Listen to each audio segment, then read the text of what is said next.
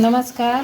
आज मी तुम्हाला खरडा मटण बनवून दाखवणार आहे. कसं आहे, आपण रोज एकाच प्रकारचं खातो बऱ्याच वेळा, मग कंटाळाही येतो नाही का.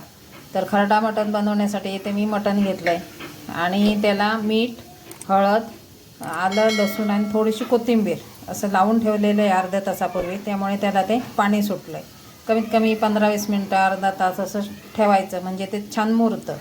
आणि त्याच्यासाठी आता मी ते ह्या भांड्यामध्ये मिरची घेतली माझ्या चवीनुसार, आलं लसूण याचा भरडा करून घेणार आणि नंतर मग थोडीशी कोथिंबीर टाकून थोडंसं फिरवून घेणार आहे. आता ह्याच्यात मी थोडीशी कोथिंबीर टाकते आणि ती थोडी फिरवून घेते. हे आता मटण जे आहे ते कुकरमध्ये शिजवून घ्यायचं. मी इथं 1 मोठा चमचा तेल टाकलं आहे. त्याच्यात आता 1 कांदा टाकते मी. तो थोडासा परतून घ्यायचा, जास्त परतायची, लाल करायची गरज नाही.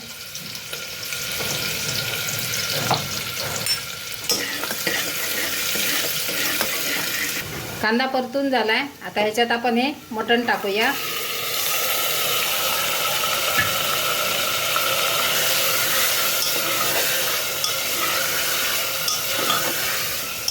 आणि ह्याच्यात आता आपल्याला गरम पाणी ओतायचं. 5 मिनिटाला झाकण ठेवायचं, 2-3 मिनटं. त्याचं पाणी अंगचं सुटलं पाहिजे. त्यानंतर मग गरम पाणी टाकायचं. ह्याच्यावर आता झाकण ठेवूया आपण. झाकण ठेवून थोडा वेळ त्याच्या अंगचं पाणी सुटलं पाहिजे मटणाच्या. नंतर मग आपण त्याच्यात गरम पाणी टाकायचं. आता आपण झाकण काढून बघूया. मस्त असं त्याच्या अंगचं पाणी सुटलं आहे. आता ह्याच्यामध्ये आपल्याला गरम पाणी ओतायचं आहे. चवीनुसार मीठ टाकायचं आणि 6-7 शिट्ट्या करून घ्यायचं. अगदी मऊ शिजवून घ्यायचं आहे. मऊ शिजवून आपल्याला घ्यायचं आहे. मीठ टाकूया. मी गरम पाणी टाकते. अगदी मटण बुडेपर्यंत टाकायचं आहे आपल्याला आणि 6-7 शिट्ट्या करून घ्यायचे. मऊ होईपर्यंत शिजवून घ्यायचे 6 ते 7 शिट्ट्या. इथे तेल घेतलेलं आहे एका भांड्यात. आता त्याचा कांदा टाकूया. थोडासा परतून घ्यायचा आहे.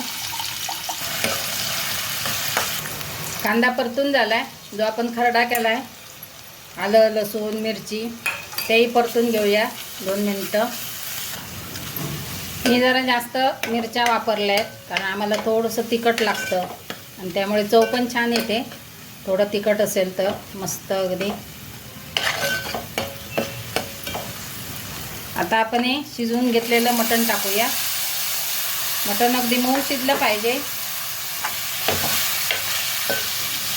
आणि याच्यामध्ये मसाल्यामध्ये छान अगदी परतून घेऊया. आता शिजवायची का आपल्याला गरज नाही. छान अगदी मऊ मस्त शिजलेलं आहे.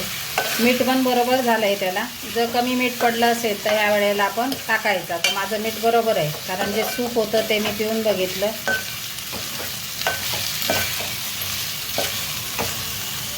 थोडीशी कोथिंबीर पण टाकली आता वरून.